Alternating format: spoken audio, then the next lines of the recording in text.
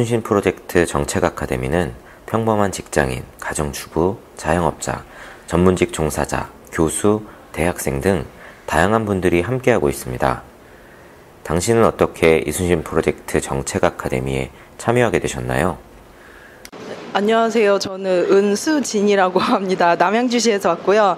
그 전에 제가 아는 그 교육 쪽 스터디를 좀 같이 하던 언니들이 먼저 수료하신 분들이 있어서 그분들 추천으로 저도 들어오게 됐는데, 전 사실 이 아카데미 시작할 때 원래는 이제 대학원에 다니고 있었어요. 박사과정 첫 학기 하고 있었는데 어쩌다가 이제 약간 정당산하 연구소에 이제 연구원으로 취직을 하게 됐어요. 그래서 지금 거기 돌아가는 일 때문에 너무 정신이 없고, 솔직히 막 주말에 와가지고 좀 제대로 집중도 못하고 소장님한테 안 좋은 모습 많이 보여드려서 되게 죄송한데, 근데 어쨌든 여기 와서 막 직장인분들 되게 많으신데 주말에 이렇게 5시간씩 앉아서 우리 사회의 문제에 관심을 가지고 들으시는 모든 분들이 다 너무너무 존경스러운 거예요. 다 너무 대단하시다는 생각이 들고요.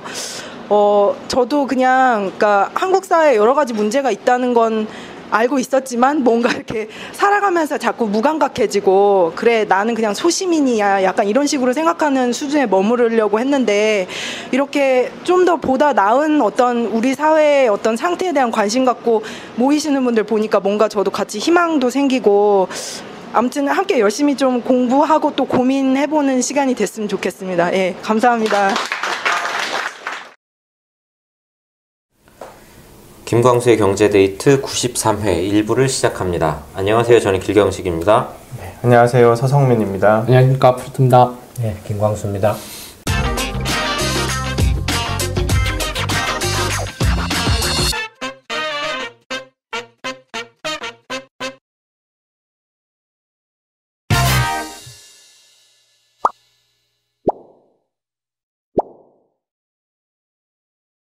네, 지난주에 북미 정상회담 관심 속에 시작을 했는데 결국 결렬이 됐어요. 네, 통상적으로는 실무회담 다 하면 그 정상회담 할 때면 사진 찍는 거다 의례적인 세레모니다 이런 얘기가 많았었잖아요. 근데 여태까지 우리나라는 그렇게 한 모양인데, 이제 서양에서는 이제 정상끼리 만나도 협상이 결렬되기도 하고 뒤집어지기도 하고 이런 게 비일비재하게 있었던 일이더라고요. 그 2018년 6월 10일 싱가포르에서 역사상 최초로 북미 정상회담을 했었는데, 이번에 이제 2019년 2월 25일부터 27일까지였죠. 네. 베트남에서 북한의 이제 김정은 위원장과 미국의 트럼프 대통령이 2차 북미 정상회담을 했는데, 합의에 도달하지 못해서 이제 합의문 작성도 못한 상태로 이렇게 헤어지는 일이 벌어졌죠. 네. 일단은 이 결렬의 내용에 대해서 이야기하기 앞서서 처음에 이 2차 북미 정상회담이 시작된 시점부터 한번 좀 차근차근 살펴보면서 왜 이렇게 됐는가 좀 이야기를 해보면 좋을 것 같아요. 처음에 시작은 어떻게? 근데 처음에는 일단 이제 둘이 합의를 잘 했잖아요. 1차 북미 회담 만나가지고 이제 역사상 처음으로 이제 양국 간의 지도자가 만나서 회담을 해서 이제 분위기 좋은데, 이제 그러면 이제 어떻게 이어갈 것인가. 그러면서 이제 폼페이오 국무장관이 북한을 가네 마네 막 하고 3차 방문을 했는데 4차 방문을 못했다 이런 얘기도 좀 있다가, 작년 아마 10월 달에 폼페이오가 마지막으로 북한을 방문하고 그 다음부터는 이제 뭐 실무 협상도 안 되네, 비핵화 논의가 안 되네, 그러면서 이제 교착 상태에 빠진 것 같다가 이제 또 우리나라도 또 대북 특사를 보내서 김정은의 이제 친서도 전달하기도 하고 이제 그랬는데, 이제 작년 9월 24일 날 유엔 총회에서 트럼프 대통령이 곧 2차 북미 회담이 열릴 거라고 이제 기자들에게 답을 했죠.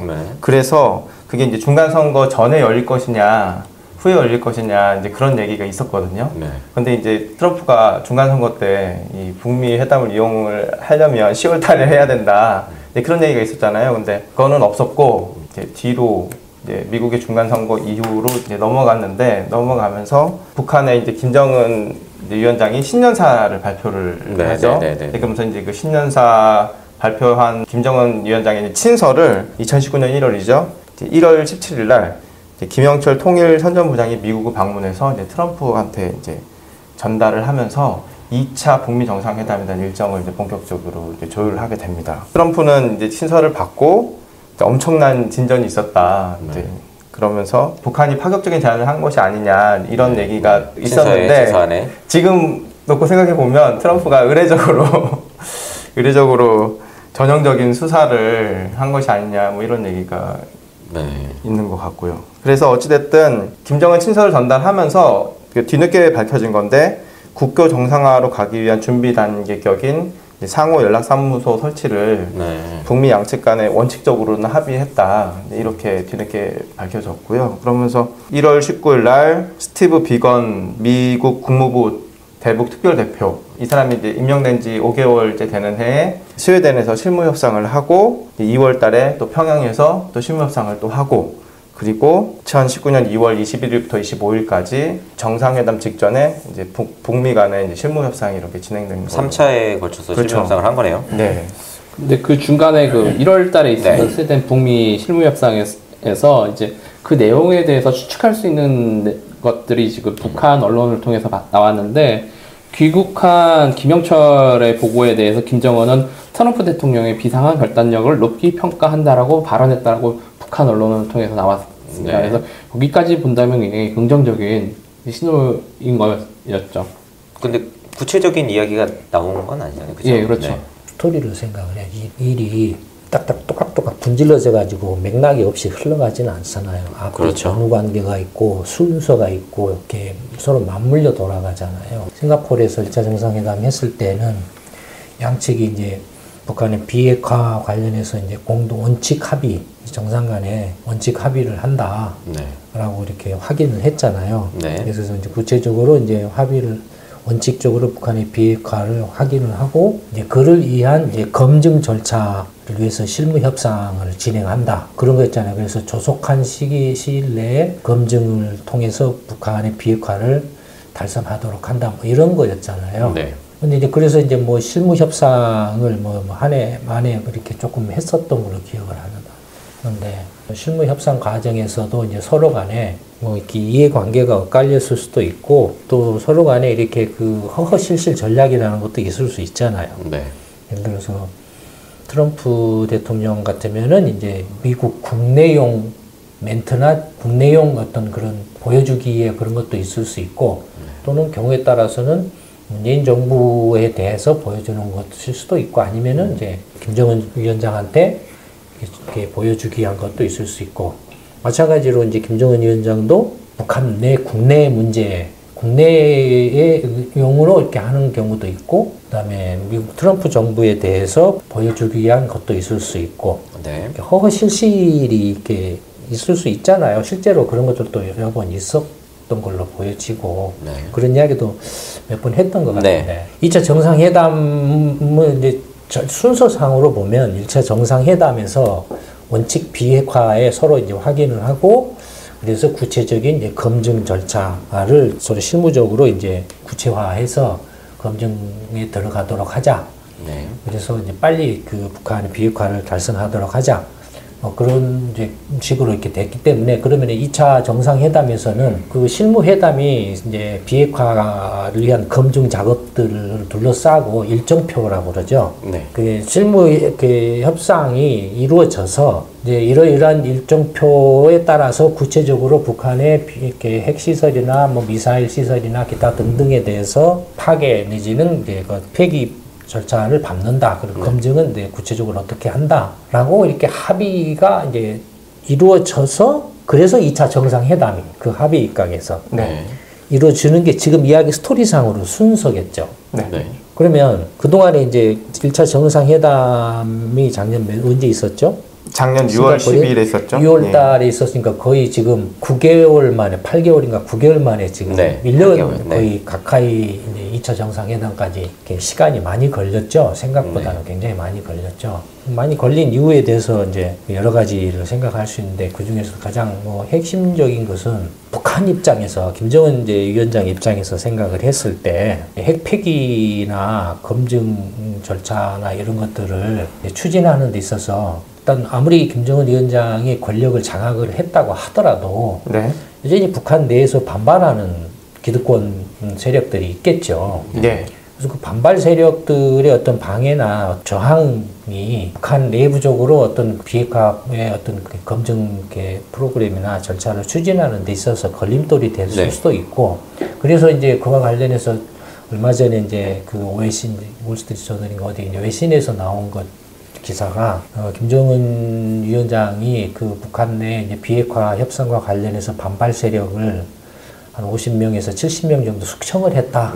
네. 라는 그런 보도도 이렇게 있었던 것 같아요. 예. 그러니까 그건 이제 김정은 정권 입장에서도 북한 내부적으로도 비핵화 작업이 그렇게 밖에서 보는 것처럼 그냥 절대적으로 권력을 장악해가지고 막 말하면 바로바로 모든 것이 이렇게 진행되거나 이루어지는 그런 상황이 아니라는 것을 이제 시사를 하고 있다고 봐야 되고. 네.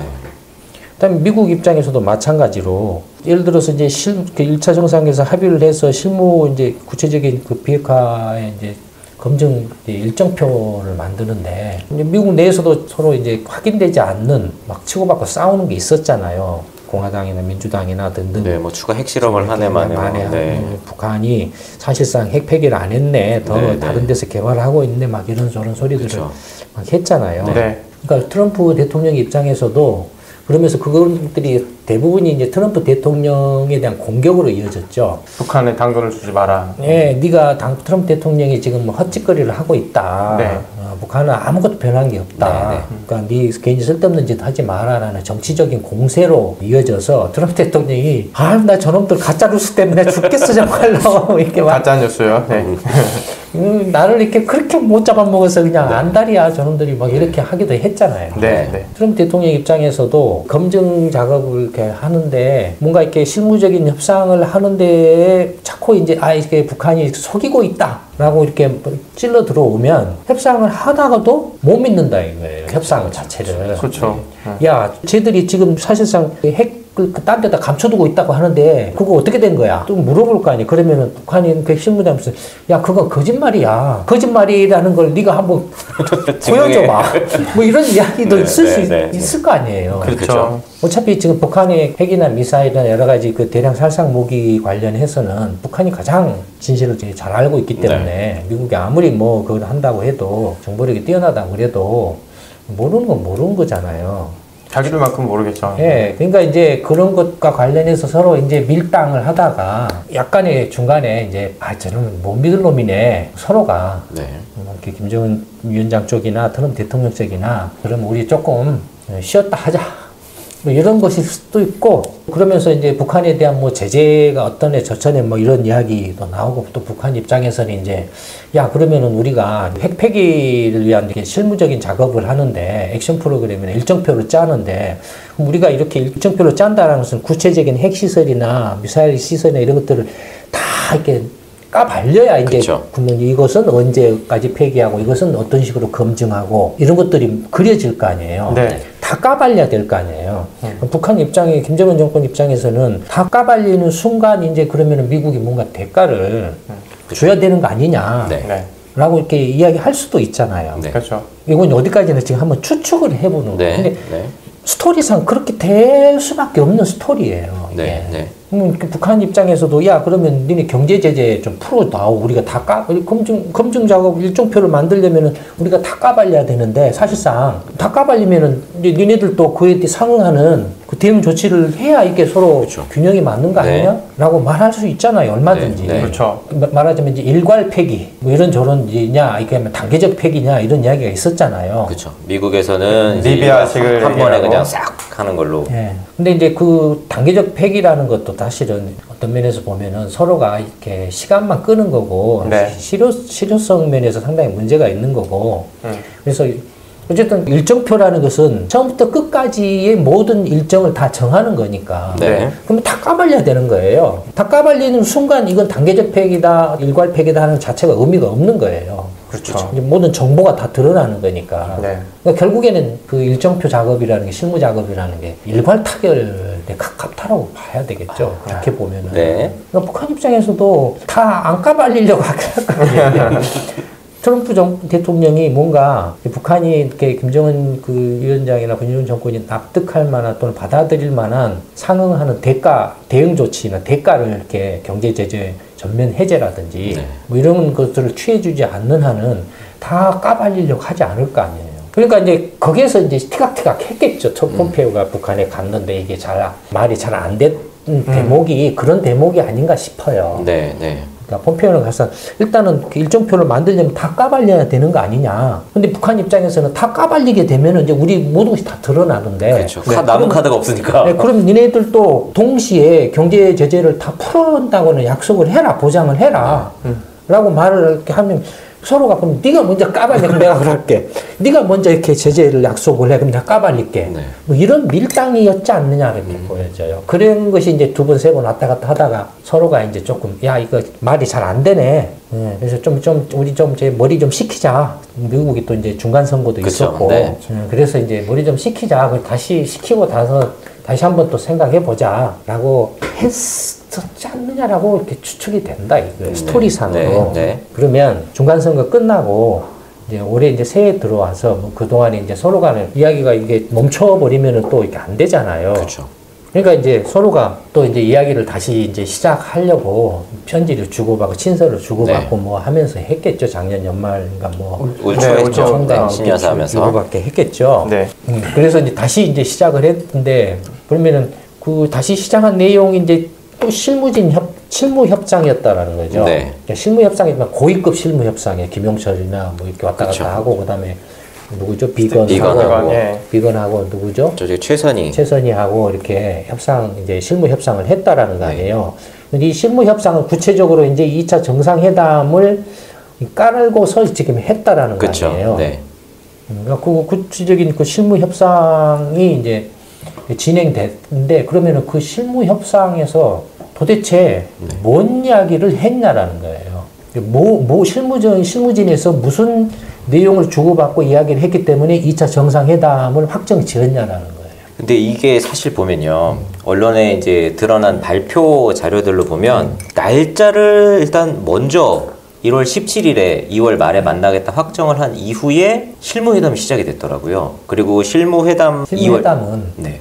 그 전에도 그쵸. 네. 진행을 해온 건데 근데 요 이제 2월 초에 만났던 그 실무회담 이후에 이 비건 대표가 기자회견에서 한 이야기가 이게 구체적인 의제에 대해서는 이야기하지 않았는데 북측하고 한 12개 정도 문제에 대해서 논의를 했는데 이때 2월 초였는데도 일단 양측이 원하는 게 무엇인지 설명하는 정도였고 그러니까 그건 이제 구체적인 협상 내용이나 그런 이야기는 알 수가 없고 어쨌든 문제는 뭐냐면 이 실무 협상에서 도대체 무슨 이야기를 했길래 베트남 정상회담에서 단판을 짓자라는 식으로 갔냐라는 거예요.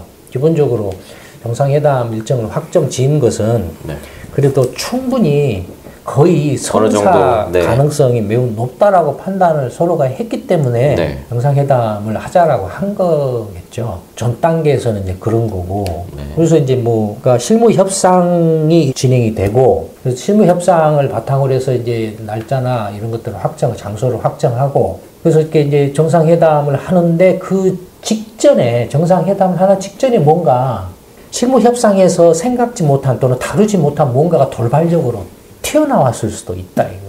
예를 들면 어떤 걸 말씀하시는 거죠? 그러니까 이 드러난 건 아닌데 어떤 그런 변수가 있었을 수도 있다. 그런 것들이 있었기 때문에 정상회담에서 실무 협상에서 이야기가 안 된 이야기, 돌발적인 뭔가 변수가 튀어나와서 서로 간에 이렇게 엇갈렸을 가능성이 높다. 돌발적인 변수가 도대체 있다라면은 어떤 것일까를 먼저 이렇게 한번 추측을 해보는 게 필요하다.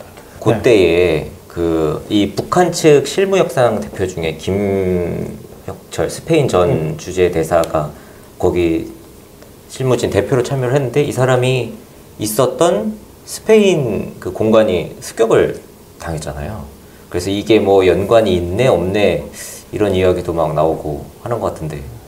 어쨌든 그런 게 돌발 변수, 예를 들어서 그러면은 실무 협상 이외에 북미 2차 정상회담 직전에 아베하고 트럼프 대통령이 직접 통화를 했다든지, 거기에서 뭔가 아베가 트럼프 대통령한테 그 생각지 못한 정보를 흘렸다든지 예를 들자면 네네네. 아니면은 트럼프 대통령 측이 그 2차 정상회담을 미국 국내용으로 이렇게 쓰려고 전략적인 꼼수를 부렸다든지 아니면은 김정은 위원장 측이 뭔가 꼼수를 부렸다든지 네. 다른 어떤 의도나 목적으로서 꼼수를 네, 부렸다든지 뭐 이런 이제 경우수를 생각을 해볼 수 있다 이거예요. 근데 어쨌든 실무 협상을 아주 강도 높게 해서 2차 정상회담을 하자라고 해서 이제 기차를 타고 가잖아요. 네. 그것도 많이 좀 이슈가 된 것 같아요. 기차 타고 가는 거 관련해서. 무슨 이슈가 됐습니까? 그러니까 뉴스는 세계 뉴스에 막 그 김정은 기차 타는 사진, 뭐 어느 역에 섰네, 그 이런 게 기사화가 되게 많이 좀 됐던 것 같아요. 포도할 게 없으니까 내용을 모르니까 네네. 다 비밀이니까 급비 처리돼 있으니까 네. 뭐 그런 동정이나 어떤 움직임만을 포착하는 뉴스거리겠죠. 싱가포르 때는 비행기 타고 갔잖아요. 그렇죠. 그때 중국의 비행기를 빌려서 간 건데 이번에는 또 중국한테 또 빌리기가 또 그림이 좀 뭐해서 일단 그 전용 기차 안에 뭐 회담 준비를 할 수 있는 완벽한 시설이 갖추어져 있으니까 이렇게 타고 갔다는 얘기가 있고 기차 안에 무슨 그럼 비행기 안에는 시설이 없나요? 근데 무슨 의도가 그리고 명확한 의도가 있을 것 같아요. 원래 기차를 이제 타는. 의도는 무슨 의도에 없나요? 지하지 그 피 이어봐서 그렇지. 북한 주민들한테는 이제 이렇게 기차로 이동하는 모습이 낯설지 않아서 고소공포증 때문에 그런 거지 뭘. 김정은도 그런가요? 고동포증이 있습니까? 김정은 모스크바도 기차로 타고 가고 상하이도 기차로 갔다 오고 북경도 기차로 갔다 오고 전부 기차로 다녔잖아요. 그 아버지 그 아들이지 뭐. 근데 싱가포르를 배를 건너가야 되니까 갔는데 내가 듣기로는 죽을 뻔했네 안 하고 두 번 다시 내 비행기 안 타. 그럼 미국 못 가겠는데요? 그랬을 가능성이 높죠. 베트남 정도는 기차로 충분히 이렇게 기차 철도 노선이 깔려 65시간 걸렸다고 그러더라고요. 그러니까 고소공포증 때문에 그랬겠죠. 굳이 그걸 3일 거쳐서 갈 이유가 뭐가 있어요. 아무리 한다고 그래도 얼마나 기차 3일 동안 탄다고. 근데 그 김정은 고소공포증 설은 제가 지금 소장님한테 처음 듣는 거라. 처음 듣는 소리 옛날에. 근데 이번에 기차 타고 간 거를 집중적으로 얘기하고 고소공포증 얘기는 거의 나온 적이 없는 것 같아서. 고소공포증이 갑자기 생겨나요. 갑자기. 없다가도 그냥 갑자기 생겨나요. 트라우마나 이런 거에 의해서 또 생길 수도 있는 거니까요. 근데 어쨌든 김정일 전 그 위원장이 엄청난 고소공포증. 그죠. 이전에 김정일. 네. 네. 그러니까 뭐 그 아들도 똑같겠죠. 그래서 이번에는 저번에 싱가포르는 비행기 타고 갔다가 정말로 피똥싸만 했어라고 이렇게 생각해서 이번에는 어떻게 해서든지 기차로 좀 가자 해서 기차로 갔겠죠. 그거 아니고서는 말이 안 돼요. 비행기로 가면은 그냥 몇 시간이면 가는데 네네. 그걸 3일씩이나 가면서 할 이유가 뭐가 있어요? 이게 그 탁현민 씨는 그 연출이라고? 인터뷰에서 홍보라 엄청 효과적 그거 홍보다. 있잖아요. 뭐만 보인다고. 부처님 눈에는 부처로 보이고 그 있잖아요. 그렇죠. 뭐 이렇게 돼지 눈에는 돼지로 보이고 꼼수하는 애들한테는 전부 꼼수로 보이고 뭐 그런 거잖아요. 기차 타고 하면서 한 게 뭐가 있어요, 김정은 위원장이 그럼 3일 동안 중국의 발전상을 눈으로 직접 확인하고 싶어했다 이런 얘기가 있고 막 내려서 여기저기 구경하고 갔어요, 다? 그냥 그냥 맞죠. 주마간산식으로 이제 기차 타고 그냥 지나갔잖아요. 그냥 지나갔죠. 그러니까 고소공포증이에요. 와서 뭐 중국 뭐 시진핑 주석이 중간에 와서 같이 기차를 타고 간다든지 중국 그 최고 권력 지도층이 와가지고 중간에 이렇게 하고 훈수질 하려고 이렇게 같이 뭐 좀 몰래 타고 갔다든지 그런 거 아니거나 아니면 중간에 내려가지고 예를 들어서 중국 뭐 공업지대나 어떤 도시나 이런 거 견학 몇 시간 견학을 했다든지 뭐 하면 몰라도 그거 아니고 그냥 기차만 쭉 3일 동안 타고 갔다는 건 거리상으로도 기차 속도로 생각하면 3일이야. 그렇죠.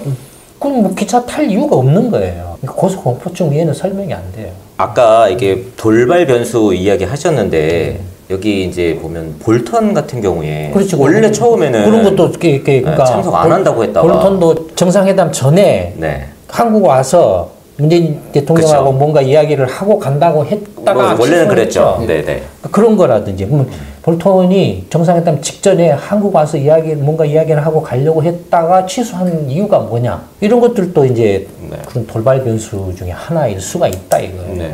그게 뭐였냐 이거예요. 근데 예를 들어서 그런 것들에 대해서 문재인 정부가 전혀 정보나 이런 것들이 없다 이거예요. 상황이나 파악. 지금 와서 이제 미국하고 북한이 도대체 뭔 이야기를 했어 하고 그거 이제 확인하려고 파악하려고 하고 있다라는 건 정보에서 그냥 완전히 배제됐다는 그렇죠. 얘기인가요? 완전히 지금 2차 정상회담에서는 지금 협상이나 이런 데서는 지금 빠져 있었다라는 거죠. 그러니까 그런 거 저런 거 모르고서 이제 무슨 단계적으로 이렇게 폐기하고 뭐 그래서 이제 경제 제재 완화, 뭐 금강산이나 뭐 계속 뭐 이렇게 저런 이야기를 뭐 하고 한 게 사실 그 어떤 뭔가 모르죠. 이제 또 그 돌발 변수 이외의 상황에 대해서는 어느 정도 파악을 하고 있었을지도 모르죠. 그 언론 보도를 보면 외교부에서는 그 정보를 입수를 했었는데 청와대 인적 구성에 따르면은 그 받을 수 있는 이제 사람이 없었다 이런 얘기가 결렬이 나오고. 된다라는 거예요? 외교부에서는 중간에 노딜의 상황이 시나리오 아니 그거 지금 협상 이제 정상회담 할 때고 그 하기 전에 상황이 지금 그렇죠.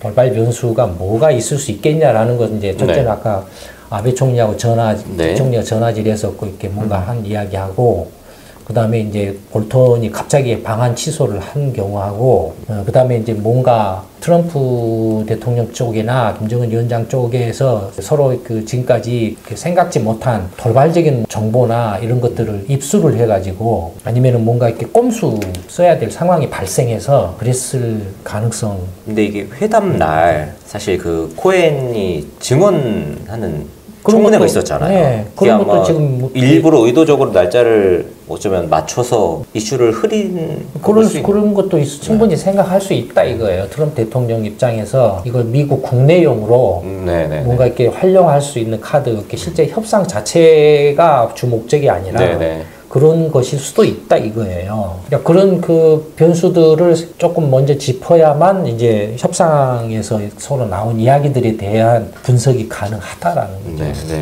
그럼 일단 이 협상 결렬의 뭐 이유나 배경에 대한 이야기들을 지금 일단 쭉 한 거네요. 그러니까 스토리상으로는 그렇게 갈 수밖에 1차 정상회담에서 원칙 합의를 했고 그래서 이제 그 비핵화를 위한 이제 검증 일정표를 만들자 실무적으로 이렇게 합의를 하자. 그 일정표가 만들어지면 2차 정상회담 하자. 2차 정상회담에서 정전선언하고 뭐 평화협정 체결하고 뭐 아니면 외교관계 뭐 수립하든지 어쩌든지 하고 경제제재 해제하자. 뭐 이런 이제 스토리잖아요. 그렇죠. 그 흐름은. 그러면은 실무 협상에서는 그런 이야기가 검증 일정표와 관련된 이야기들을 계속 이제 협상을 했을 거라 이거죠. 협상을 했는데 서로가 이제 뭔가 잘 이렇게 안 맞았을 수도 있고, 아까 말한 것처럼 핵심은 이제 그 일정표를 만들려면 다 까발려야 되는데, 미국에서는 다 까발려라. 북한에서는 다 까발리면 너도 제재를 푼다는 약속을 해라. 뭐 이런 거. 그러니까 까발리는 것이 이게 폐기를 의미하는 건 아니잖아요. 그렇죠. 먼저 약속을 해라. 그러니까, 까발리고 폐기할 때 우리가 제재를 풀마. 뭐 이런 것에 서로 안 맞았을 수 있죠. 그것이 이제 시간을 뭐 끌어왔을 수도 있는데, 하여튼 막판에 돌발 변수가 뭔가가 지금 생겼다라고 보여진다 이거예요.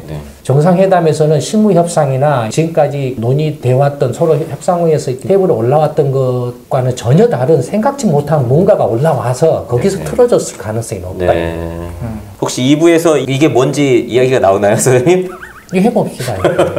제 김광수의 경제데이트 93회 1부에서는 지난주에 있었던 이 제2차 북미 정상회담이 결렬된 배경, 이유에 대한 여러 시나리오를 좀 폭넓게 이야기를 해보았고요. 2부에서는 본격적으로 요 결렬의 내용, 그리고 그 이후의 대응들에 대해서 조금 논리적으로 설명을 하는 시간을 가져보도록 하겠습니다. 김광수의 경제데이트 93회 1부는 여기서 마치도록 하겠습니다. 감사합니다. 감사합니다.